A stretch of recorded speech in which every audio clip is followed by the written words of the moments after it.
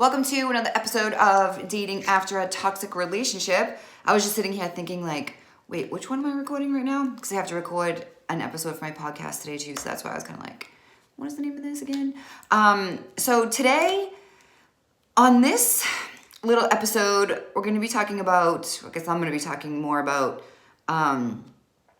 stuff that you don't really know happens once you get into some form of relationship after you've been in something toxic and after you've healed and all that fun stuff. And I guess there was a part of me that thought once I got out of recovery or, the hardcore recovery, I think I thought I would be this brand new perfect person.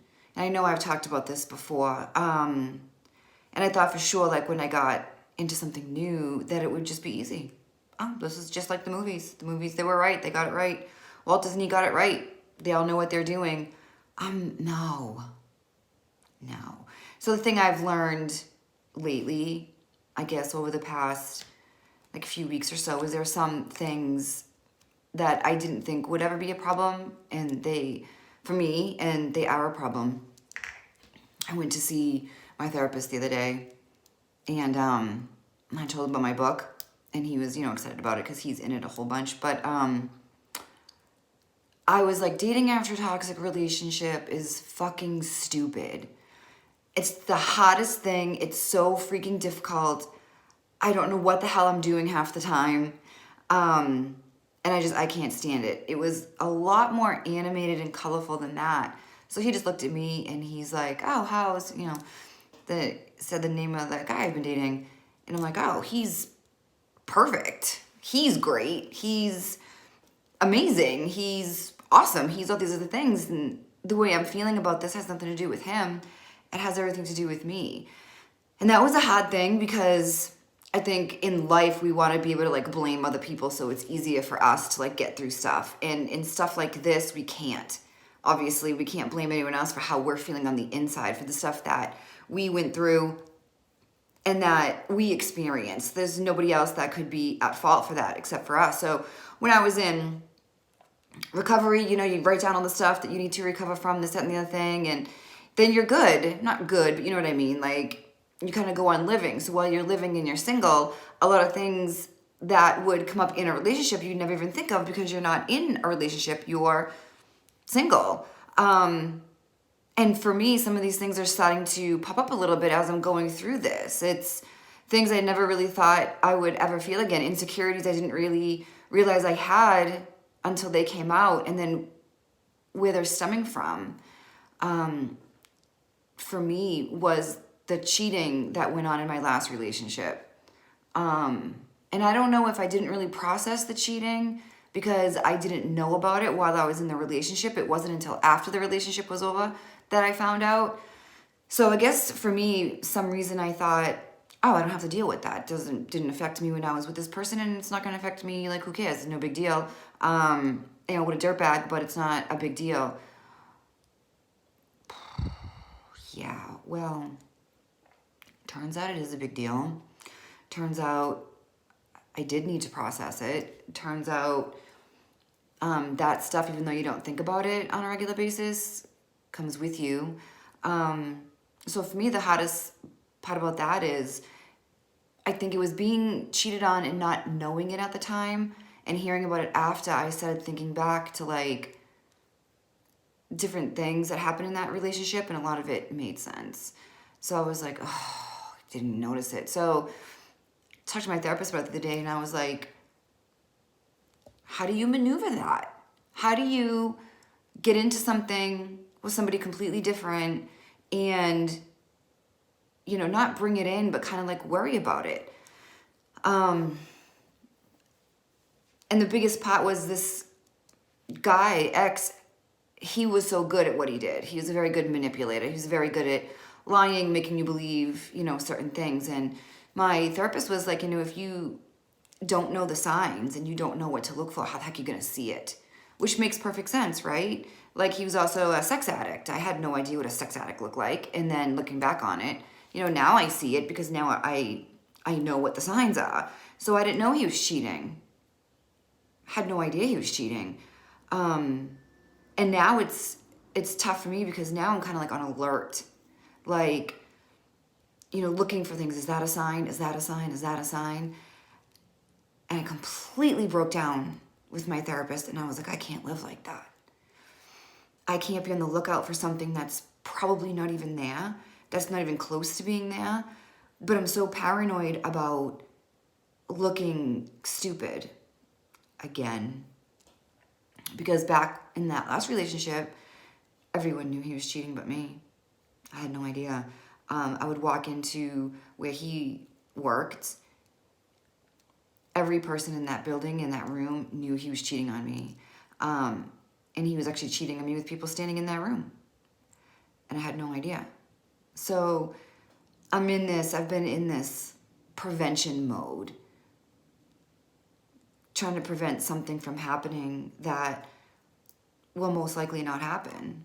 And it's been driving me kind of crazy where it's like, how do I get through this? How do I work through this? So there are a lot of stuff, I think, that you carry with you and you don't realize it until it pops out one day. I had no idea I was going to feel that way at all. Like, at all. And it's miserable. It's a miserable feeling, and it sometimes makes me kind of angry where it's like, man, I get mad at myself, but I'm also kind of like, that guy, like, what the hell?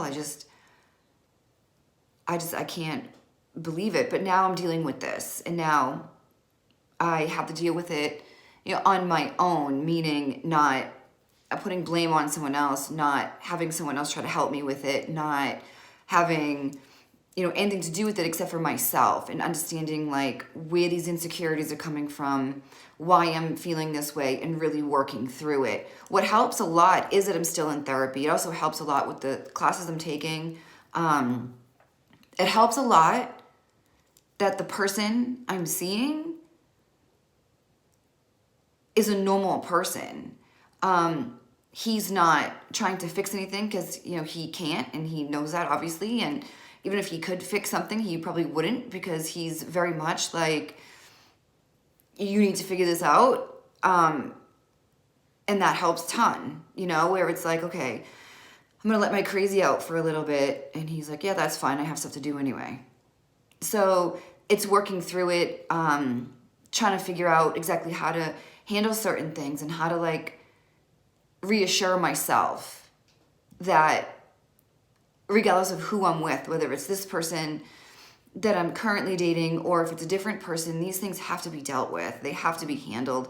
And if I was ever like, I don't like the way he's handling this, then I need to find someone else. That's literally not accurate, because no one's gonna be able to take care of this except for yourself. So finding it really difficult to realize this stuff is going to affect me, and how hot it is in my relationship mind.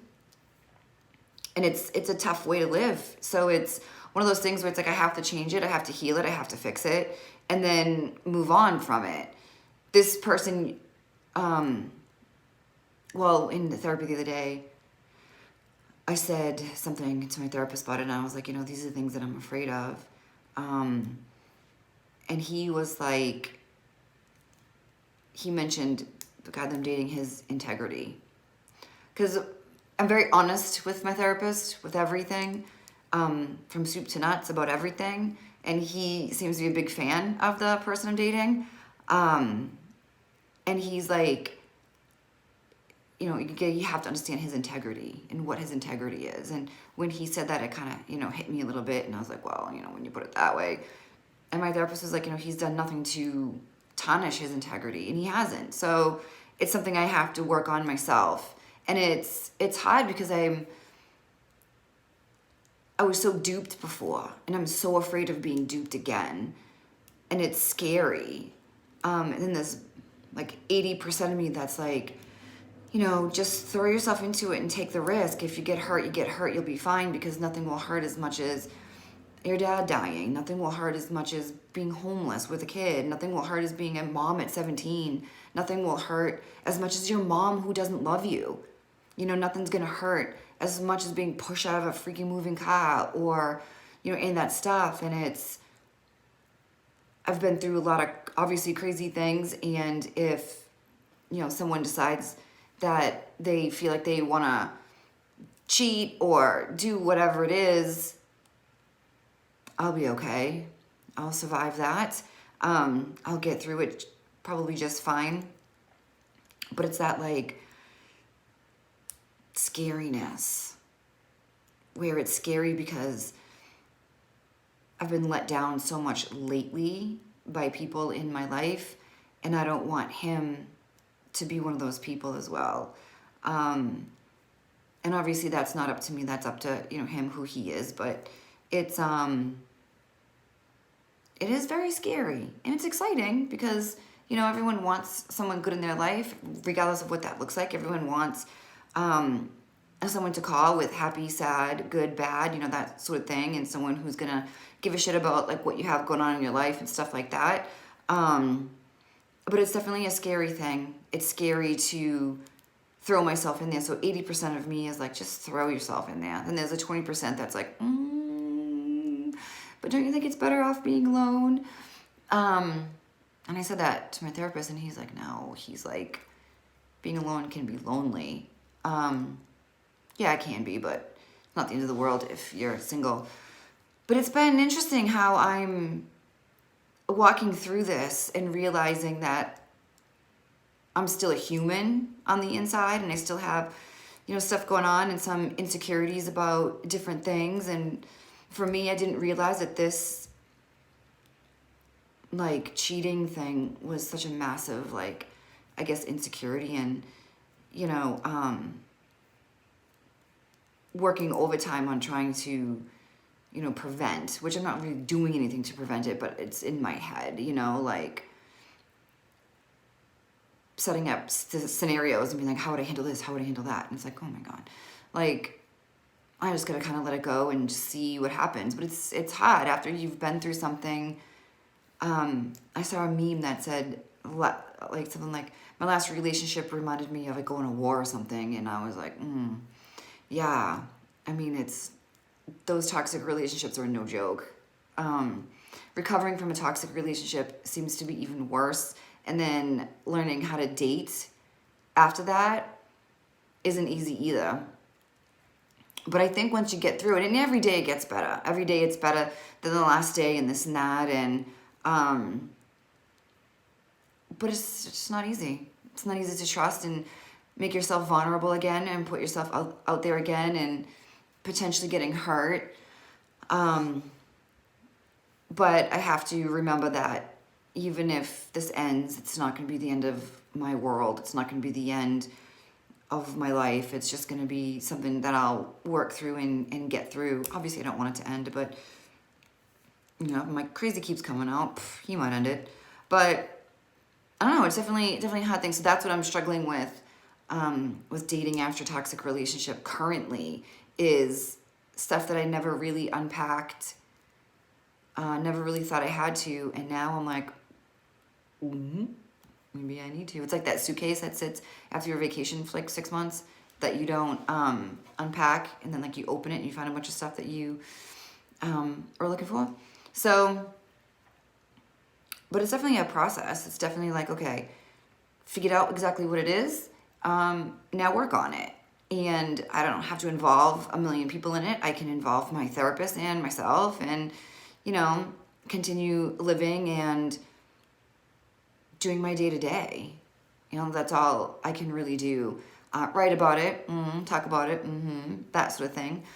And also look toward the good things, because that's like this much of my life, right? The rest of my life is great. My second book is with the editor. After this, I'm recording my next podcast, which is Relationship Labels. Should be a good one, so look out for that. I'm in school, 2 different schools I'm currently in right now, and just got a job as a ghostwriter. So I'm busy. I have a lot of stuff going on. I'm working on my fitness, so that's pretty amazing as well. A lot of stuff going on. So like I said, it's like this much of my day. But right now, obviously, because I'm doing this video, this is what we're talking about. But and I got a new desk. That's amazing. And a cool tripod. When I was recording these videos, I was doing it on my printer. And then I was like, why am I still doing this? I need to do something about it. So I got a tripod. Makes life so much easier. Anyway, so if you're going through something toxic, not toxic, if you're going through something after a toxic relationship and you need any kind of help or guidance, you know, I'm available. Obviously, I still go through stuff because I'm a human, but I've been through a significant amount of it, so I know pretty much what I'm doing. Pretty much. So anyway, check out my website, kellysmithdatingcoach.com. And be sure to look out for my next podcast.